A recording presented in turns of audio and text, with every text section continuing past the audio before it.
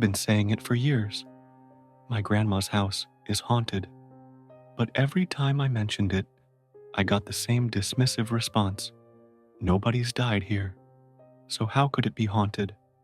It was the kind of logic that, in theory, made sense.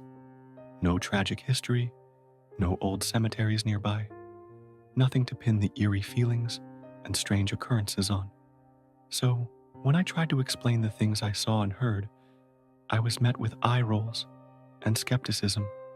That is, until recently.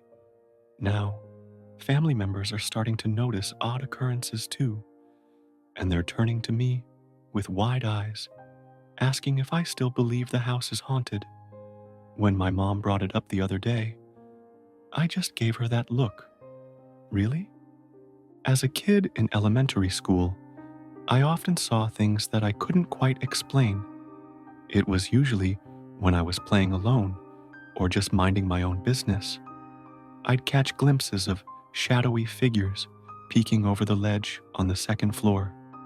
They weren't fully formed, just dark, murky outlines that sent chills down my spine. I would stare at the spot where I'd seen them, trying to convince myself it was just a trick of the light or a shadow cast by something outside.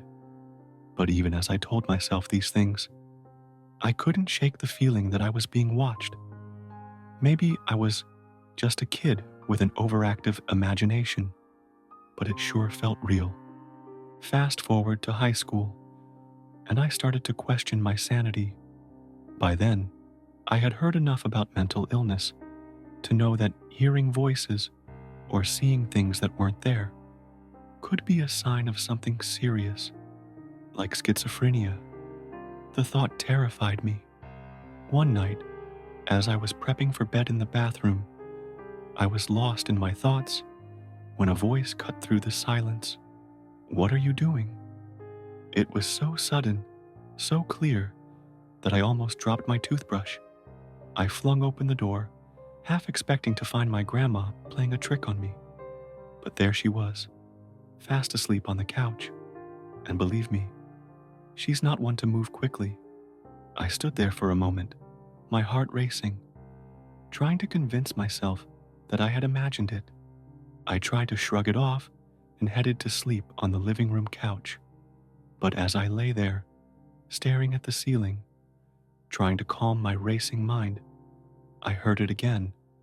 Another voice, this time asking, "Do you think she can hear us?" My blood ran cold. I sat up, looking around the dark room, but there was no one there. The voice had been so close, so real, that for a split second, I thought maybe I was still dreaming. But I was wide awake, and the fear that had gripped me was all too real. That night, I ended up sleeping on the floor next to my grandma, too scared to be alone. When I went off to college, I recounted these spooky tales to my friends, who found the whole thing more amusing than alarming. They'd laugh it off, teasing me about my haunted house and suggesting I should write a book. That is, until one of them actually experienced it herself. We were baking cookies one afternoon, just hanging out in the kitchen, when it happened. After placing the tray in the oven, I asked, "What should we do now?" It was a casual question, meant to fill the silence. But before my friend could answer, a little girl's voice chimed in. "You can play with me." We both froze, the playful atmosphere evaporating in an instant. There were no little girls in our house, no children at all. My friend's face went pale, and without another word, she bolted for the front door.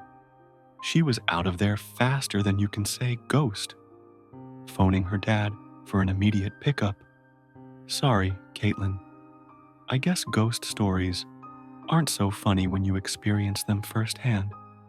After that incident, years went by, and I eventually moved out. Life took me elsewhere, and I began to think maybe I'd been imagining things all along. The house still held a special place in my memory, but I had almost convinced myself that all those eerie experiences were just products of my imagination, fueled by youthful fears and a love of the supernatural. But then, last December, I returned to the house, and everything changed. At first, all was quiet. The house felt familiar and comforting, like returning to an old friend. But just as I was starting to feel at ease, my grandma shared something with me that made my blood run cold. She told me she'd been hearing voices, specifically my mom's voice, asking her questions when she wasn't even home. My first reaction was concern.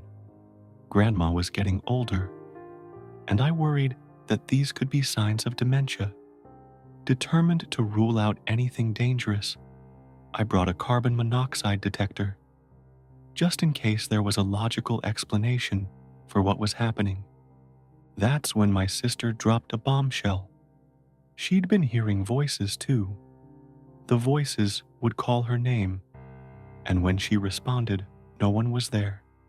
She'd get so frustrated that she would storm into my room, only to find it empty. It wasn't just random noises or creaky floors. We were hearing distinct voices, voices that seemed to know us, that seemed to be trying to communicate. This isn't just a case of flickering lights or eerie shadows, multiple people hearing voices. It's time to rethink everything. For years, I'd been the only one who believed that something was off about that house. But now, with my grandma and sister experiencing it too, I can't just dismiss it as childhood fears or overactive imagination. The idea of a mimic ghost, something that can imitate the voices of the living, sends shivers down my spine. But it's starting to feel like the only explanation. A few years back, we dabbled with a Ouija board, closing the session properly. Or so we thought. I'm not into witchcraft, but I do enjoy the occasional tarot card reading for fun. But after everything that's happened, maybe it's time to put those cards away. I don't know if we accidentally opened a door that we didn't know how to close, or if there's something more sinister at play. But one thing's for sure, I'm not the only one who believes the house is haunted anymore.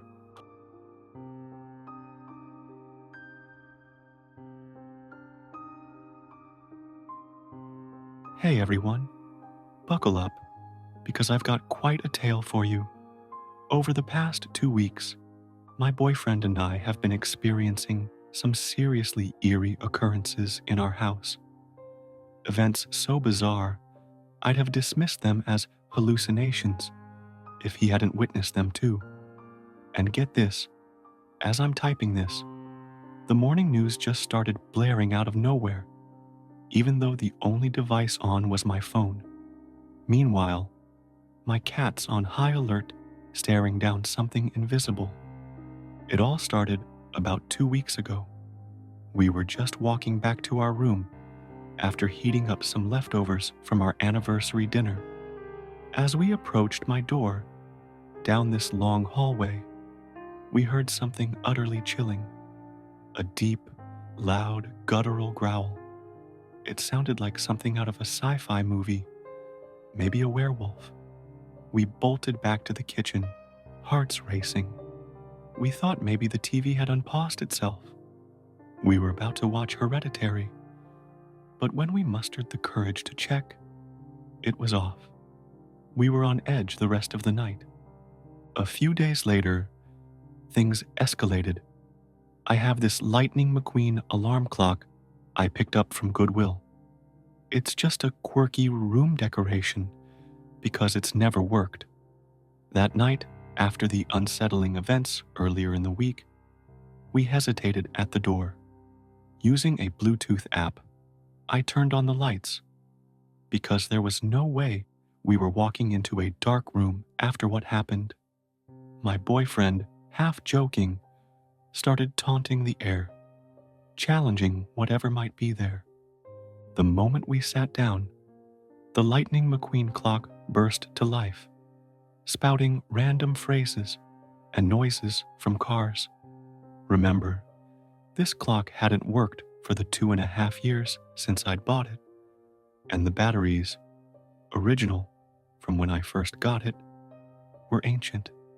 I tested those batteries in another device later, and they were completely dead. Not even enough juice to flicker a light on an Xbox controller. Then there was the bathroom light. It started flickering, so I unscrewed the bulb. My boyfriend, fresh from the shower, insisted it was still flickering. I didn't believe him until I saw it with my own eyes. Bulb unscrewed, switch off, and yet the flickering persisted.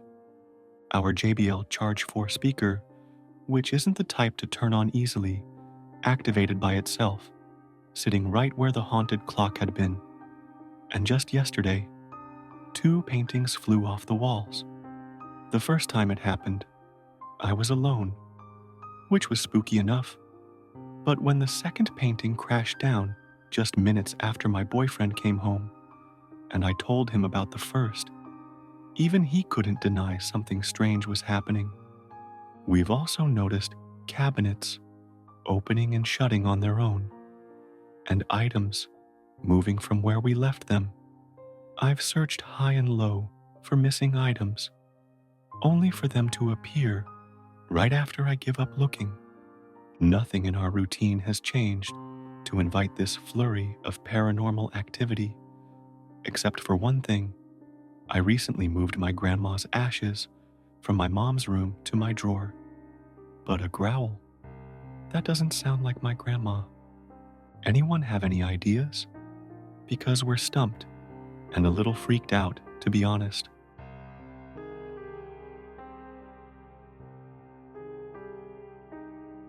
Hey everyone, settle in because I've got quite a tale to share. From my childhood, English isn't my first language, so please bear with any quirks in my storytelling. I promise, the events themselves need no embellishment. Growing up, I lived in a house filled with cousins until I was 12. It was one of those places that seemed ordinary on the surface, but had an aura that made the hair on the back of your neck stand up, especially after dark.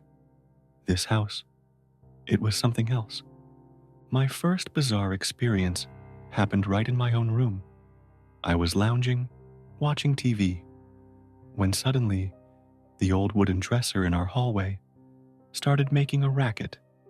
It had these large metal hoops for handles, and they began banging against the wood as if with a mind of their own. I froze, my heart pounding in my chest. The sound was unmistakable, loud, deliberate, and rhythmic. I tried to dismiss it as some strange draft or maybe even a small animal messing around. But deep down, I knew it was something far more unsettling. Each time I mustered the courage to check it out, the noise stopped, dead silence, until I lay back down. It was as if whatever was causing the disturbance knew I was coming. The moment I stepped into the hallway, the dresser would sit there innocently, as if mocking my fear. I would stand there, staring at it, waiting for it to start up again. But nothing. The moment I returned to my room and resumed my spot on the bed, the banging would resume.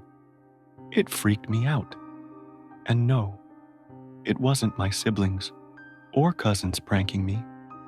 They were miles away with other family members. I was completely alone in that house, or so I thought. Voices were next on the list of unexplained phenomena. My mother's voice, to be precise, echoing through the house when I was utterly alone. The first time it happened, I was in the kitchen, fixing myself a snack. Out of nowhere, I heard my mom calling my name, her voice clear and urgent. I remember the way my heart skipped a beat, not out of fear but confusion. I was sure my parents had gone out for the evening, leaving me to my own devices. But here was my mother, calling me as if she had just walked through the front door. I rushed into the living room, expecting to see her standing there, maybe with groceries or something in her arms. But the room was empty. I checked the front door, locked just as I had left it. The windows were closed too. No sign of anyone outside. A chill ran down my spine. The house was quiet again. Too quiet. And then I noticed it. An oddly placed teacup on the living room table. That teacup seemed to be at the heart of another recurring event. Every night, without fail, the sound of teacups clinking together would fill the silence. It was subtle at first, just a faint tinkling that I could easily ignore. But over time it grew louder, more insistent, like someone was deliberately toying with the china. Yet, whenever I went to investigate, everything was in its place, unchanged. The cups, the saucers, the teaspoons, nothing was out of order. But the sound persisted, gnawing at my nerves. It was around this time that I began to dread being alone in the house. Every creak, every gust of wind, every shadow seemed to be hiding something sinister. But nothing could have prepared me for the most chilling encounter, which happened a few months after my grandfather passed away. His death hit our family hard, especially me. I had always been close to him, and after he passed, his room became a place of solace for me. It still smelled like him, a comforting blend of old cologne and the herbs he used to brew into tea. I would often sleep in his bed, wrapped in his old quilt, imagining that he was still there with me. But one night, as I drifted off, a terrifying commotion shattered the peace. The cabinets where we kept his medication started slamming violently, as if someone was desperately searching for something. The noise was so sudden and loud that I bolted upright in bed, my heart racing. For a moment, I thought it might be an earthquake, or maybe one of my cousins playing a prank. But when I heard the deep, guttural groaning coming from the hallway, I knew this was no joke. I slowly got out of bed, my legs trembling as I made my way to the door. Peering into the dimly lit hallway, I saw a figure hunched over, convulsing, a sight so horrifying that it seared into my memory. It was a shadowy form, almost human, but not quite. Its movements were jerky, unnatural, like a puppet with tangled strings. The air around it was thick, suffocating, and the smell of decay was overpowering. I wanted to scream, to run, but I was rooted to the spot, paralyzed by fear. The figure seemed to sense my presence and slowly turned its head towards me. Though I couldn't make out any features, I felt its eyes on me, boring into my soul. And then, just as suddenly as it had appeared, it vanished, leaving me standing there in the darkness, gasping for breath. The next day, I learned I wasn't the only one who heard the chaos. My parents did too, but they saw no figure. They dismissed the noise as just another one of the house's quirks. But I knew better. Whatever I had seen that night, it wasn't just a figment of my imagination. These experiences are just the tip of the iceberg. The house was full of strange occurrences, too many to count. It was as if the very walls were alive, watching, waiting.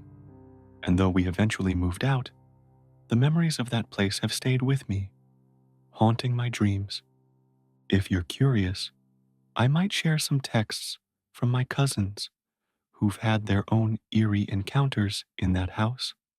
Let me know if you'd like to hear more.